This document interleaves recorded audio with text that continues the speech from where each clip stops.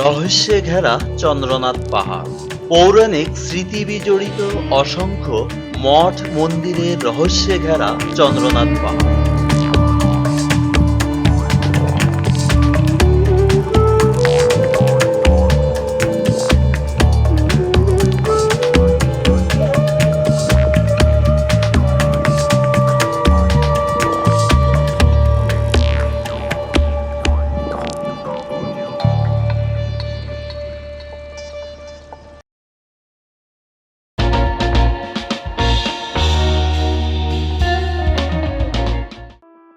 প্রতি বছর বাংলা ফাল্গুন মাসে শিবরাত্রি তথা শিব চতুর্দশী তিথিতে বিশেষ পূজা হয়।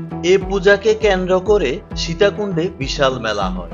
চন্দ্রনাথ পাহাড় এলাকায় বসবাসকারী হিন্দু ধর্মাবলম্বীরা এ মেলার আয়োজন করে থাকে, যেটি শিব চতুর্দশী মেলা নামে পরিচিত।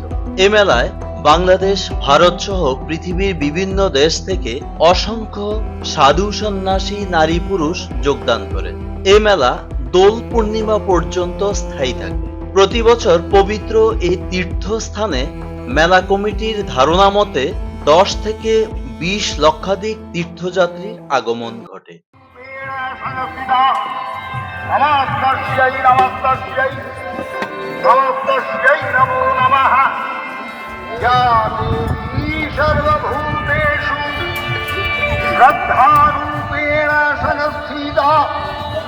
নমস্কার্यै নমস্কার্यै নমস্কার্यै নমো নমঃ। ইয়া দেবী সামনে কি সেন্স করে গেছে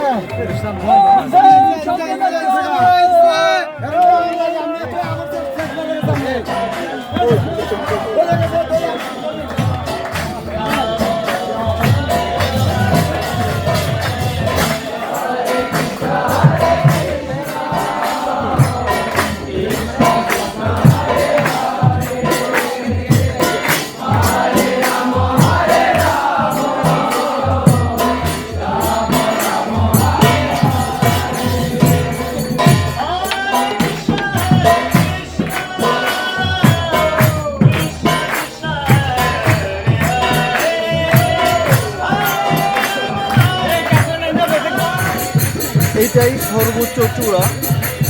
এই জায়গাটিতে আসতে আপনাদের অনেক কষ্ট করতে হবে, অনেকক্ষণ বিশ্রাম নিয়ে আসতে হবে। আমরা অনেক বিশ্রাম নিয়েই এখানে এসে পৌঁছেছি। এখানে পুণ্যার্থীদের উপস্থিতিতে চলছে পুজো। প্রতি শুক্রবারে এরকম পুজোর আয়োজন হয়ে থাকে।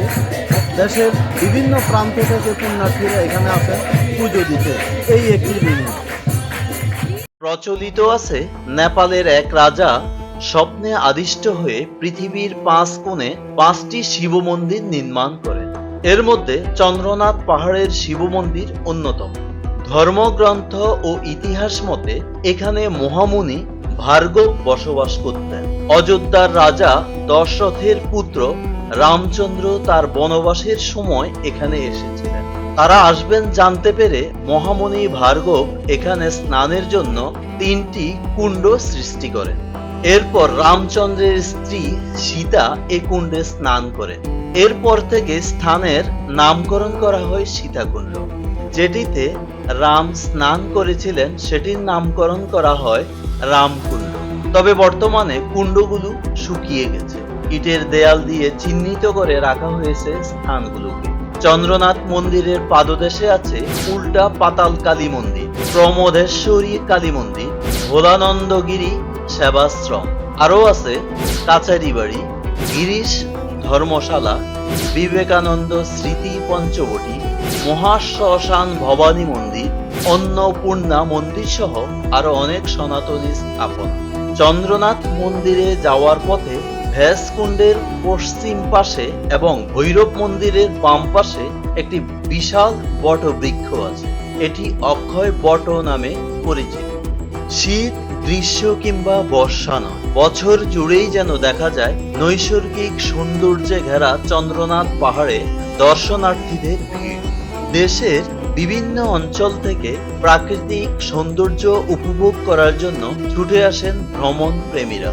পৃথিবীর বিভিন্ন অঞ্চলের মানুষকেও চন্দ্রনাথ পাহাড় ভ্রমণ করতে দেখা যায়। চন্দ্রনাথ পাহাড় এমন একটি স্থান যেখানে শুধু ভ্রমণের উদ্দেশ্যেই মানুষ আসে না, বরং বেশ কিছু লক্ষ্য উদ্দেশ্য নিয়েও ভ্রমণ করেন কেউ। তার মধ্যে উল্লেখযোগ্য কারণ হলো চন্দ্রনাথ পাহাড়ে সর্বোচ্চ চূড়া প্রায় 1020 ফুট, যেখানে উঠলে শুধু প্রাকৃতিক সৌন্দর্যই উপভোগ করা যায় না, বরং পাহাড়ে উঠার যে রেকর্ড সেটিও অর্জন করা যায়। চন্দ্রনাথ পাহাড়ের সর্বোচ্চ চূড়ায় আছে চন্দ্রনাথ মন্দির, যে মন্দির হিন্দু ধর্মাবলম্বীদের তীর্থস্থান। এই মন্দিরে দেশ বিদেশের অনেক সাধু সন্ন্যাসী আসেন।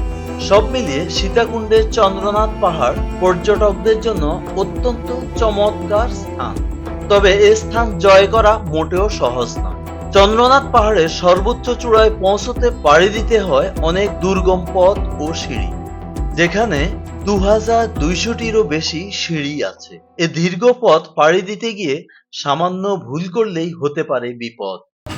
দর্শক, আমরা এখন পৌঁছে গেছি চন্দ্রনাথ পাহাড়ের পাদদেশে, যেখান থেকে আপনি পাহাড়ের একদম উপরে উঠতে থাকবেন। আপনি সীতাকুণ্ড রেল স্টেশন থেকে সিএনজি অটোরিকশা কিংবা ব্যাটারি চালিত অটোরিকশা যোগে 20 থেকে 25 টাকা ভাড়ায় জনপ্রতি এখানে আসতে পারবেন। আপনি ইচ্ছে করলে হেঁটেও আসতে পারেন। হেঁটে আসলে আপনি প্রাকৃতিক নৈসর্গ উপভোগ করতে করতে আসবেন, সেটা মনে হয় সবচেয়ে ভালো। আমরাও হেঁটে এসেছি। তো চলুন দর্শক, আমরা পাহাড়ের উপরে যাই। সীতাকুণ্ড বাজার থেকে চন্দ্রনাথ পাহাড়ের দূরত্ব 4 কিলোমিটার। তাই সীতাকুণ্ড বাজার থেকে অটোরিকশা নিয়ে চন্দ্রনাথ পাহাড়ের উদ্দেশ্যে রওনা হবেন। চন্দ্রনাথ পাহাড়ের কাছে পৌঁছাতে পাবেন কয়েকটি দোকান, যেখানে পাহাড়ে উঠার লাঠি ও অ্যাংলেট পাবেন। দোকান থেকে লাঠি ও অ্যাংলেট পায়ে উঠতে শুরু করবেন। চন্দ্রনাথ পাহাড় জয় করতে হলে অবশ্যই শুরু থেকে ধীরে ধীরে উঠতে হবে। তাড়াহুড়া করা মোটেও ঠিক হবে না। খুবই সতর্কতার সঙ্গে সিঁড়িগুলোই উঠবেন। পাহাড়ের সর্বোচ্চ চূড়ায় পৌঁছতে প্রায় 2 ঘন্টারও বেশি সময় লাগবে। তাই উঠার আগে অবশ্যই পর্যাপ্ত পরিমাণ পানি ও খাওয়ার স্যালাইন নিয়ে উঠবেন, কারণ কিছুক্ষণ পরপরই আপনার শরীরে পানির প্রয়োজন হবে। পাহাড়ের পথ ঝুঁকিপূর্ণ। সর্বোচ্চ চূড়ায় উঠতে অনেক ভাঙ্গা সিঁড়ি পাবেন। সিঁড়িগুলোই উঠতে খুব সতর্কতা অবলম্বন করতে হবে। ক্লান্ত হয়ে গেলে মাঝপথে বিশ্রাম নিন। চন্দ্রনাথ পাহাড়ের সর্বোচ্চ চূড়ায় উঠার 2টি পথ দেখতে পাবেন, একটি বাম দিকে, অপরটি ডান দিকে। ডান দিকের রাস্তায় পুরোটাই সিঁড়ি আর বাম দিকের রাস্তাটি পুরোটাই পাহাড়ি পথ। এছাড়া সেখানে কিছু ভাঙ্গা সিঁড়িও আছে। বাম দিকের পথ দিয়ে উঠা সহজ আর ডান দিকের সিঁড়ি পথ দিয়ে নামা সহজ, তাই বাম দিকের সিঁড়ি দিয়েই উঠুন। পাহাড়ে উঠে সামান্য পথ গেলেই পাবেন একটি গাছ। সেখানে চমৎকার একটি দৃশ্য চোখে পড়বে, সেটি হলো বানরের আনাগোনা। গাছ জুড়ে আছে বানরের কোলাহল। পর্যটকরা সেখানে পৌঁছলে ছুটে আসে বানর। বানরকে নিয়ে বিভিন্ন ভ্রমণকারী বিভিন্নভাবে মেতে ওঠেন। বানরের দৃশ্য ভুলতে না ভুলতেই চোখে মিলবে চমৎকার ঝর্ণা, যেখানে গিয়ে তৃষ্ণার্থ মন ভিজিয়ে নিতে পারবে। এরপর কিছু পথ পেরুলেই পাবেন মেঘের আনাগোনা। সেই সুন্দরতম দৃশ্য দেখে রীতিমতো অবাক হবে। মনে হবে যেন আপনি মেঘের সঙ্গে খেলা করছেন। এভাবেই একের পর এক দৃশ্য চোখে পড়বে পাহাড়ের চূড়ায় পৌঁছতে গিয়ে। পৌঁছে দেখতে পাবেন প্রাকৃতিক নৈসর্গিক সৌন্দর্য, যে সৌন্দর্য আপনাকে ভুলিয়ে দেবে জীবনের দুঃখ বেদনা। চন্দ্রনাথ পাহাড়ে ওঠার অভিজ্ঞতা বেশ কঠিন। এই কঠিনতম অভিজ্ঞতায় অনেকেই সফল হন, কেউ কেউ আবার বিফল হন। কারণ জার্নিটা বড় এবং অত্যন্ত কঠিন বললেও ভুল হবে না। তাই পাহাড়ে উঠতে হলে অনেক কিছু থেকেই নিজেকে নিয়ন্ত্রণ অর্থাৎ বিরত রাখতে হয়। অনেকে পাহাড়ে ওঠার শুরুতেই দ্রুততার সঙ্গে উঠতে থাকেন। প্রথমেই এই ভুল করা থেকে নিজেকে বিরত রাখবেন। মনে রাখবেন, সর্বোচ্চ চূড়ায় পৌঁছতে আপনাকে 2 থেকে 2.5 ঘন্টা পথ হাঁটতে হবে। তাই শুরুতেই ধীরে ধীরে হাঁটুন। আরেকটি বিষয় আপনাকে অবশ্যই মনে রাখতে হবে, দীর্ঘতম এই যাত্রায় আপনি যতই উপরে উঠবেন ততই মনে হবে পাহাড়ের সর্বোচ্চ চূড়ার কাছাকাছি পৌঁছে গেছে। সাবধান, এটি ভেবে নিজের আত্মবিশ্বাসের ঘাটতি করবেন। মনে রাখবেন, চন্দ্রনাথ মন্দির প্রায় 1020 ফুট উপরে।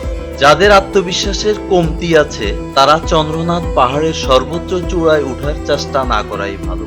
এছাড়া যাদের হার্ট দুর্বল, যারা অল্পতেই ইমোশনাল হয়ে পড়ে, যাদের পেছনে তাকানোর অভ্যাস আছে, যারা নিজের জীবন নিয়ে শঙ্কিত অনুভব করে, যারা কম পরিশ্রমী, যাদের শ্বাসকষ্ট আছে, একটু হাঁটলেই হাঁপিয়ে যাওয়া এবং যাদের বমি করার অভ্যাস আছে, তারা চন্দ্রনাথ পাহাড়ে না যাওয়াই ভালো।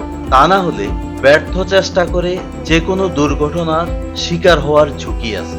সীতাকুণ্ডে এসে কোথায় থাকবেন, কি খাবেন তা জানতে আমাদের ডেসক্রিপশন বক্স চেক করুন।